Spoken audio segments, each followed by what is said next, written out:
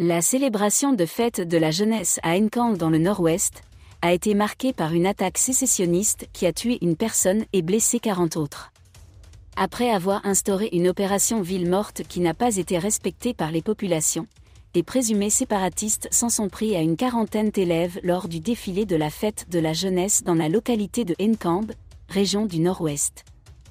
Désolé de vous interrompre, ce rapport peut contenir des commentaires soumis au choix de l'auteur. S'il vous plaît, si vous êtes nouveau sur cette chaîne, veuillez vous abonner et activer la cloche de notification. De cette façon, vous serez averti lorsque nous publierons de nouveaux rapports sur cette même chaîne. Merci. Le gouverneur de la région a imputé cette attaque aux combattants séparatistes qui opèrent dans la zone anglophone du Cameroun depuis 7 ans.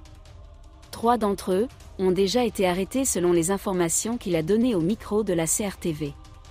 Immédiatement informé, le préfet a mobilisé ses services de sécurité pour courir après les assaillants, les terroristes qui ont posé l'engin, et 3 d'entre eux ont déjà été arrêtés et font l'objet d'une enquête très sérieuse, a déclaré à la chaîne de télévision publique, la CRTV, Monsieur Le Lafrique.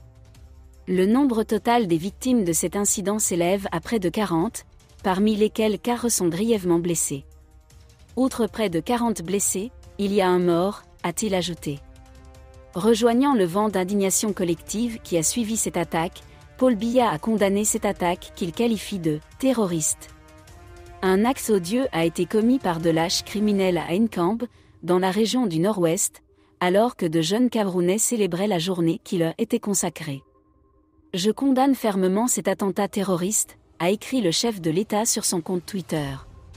Déni Emilien Atangana critique le projet de coalition de l'opposition porté par le Front pour le changement de Jean-Michel Nincheux. Selon lui, l'idée d'une coalition de l'opposition est louable, mais il estime qu'il est inapproprié de sélectionner un candidat unique provenant d'un parti qui ne dispose pas des ressources nécessaires pour présenter un candidat à l'élection présidentielle.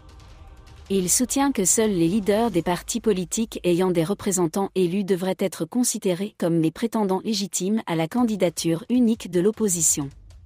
Le président du FDC pense que l'idée de coalition de l'opposition en perspective à la prochaine élection présidentielle est certes bonne, mais on ne peut se permettre de choisir un candidat unique de l'opposition provenant d'un parti politique qui ne peut malheureusement pas investir un candidat à l'élection présidentielle.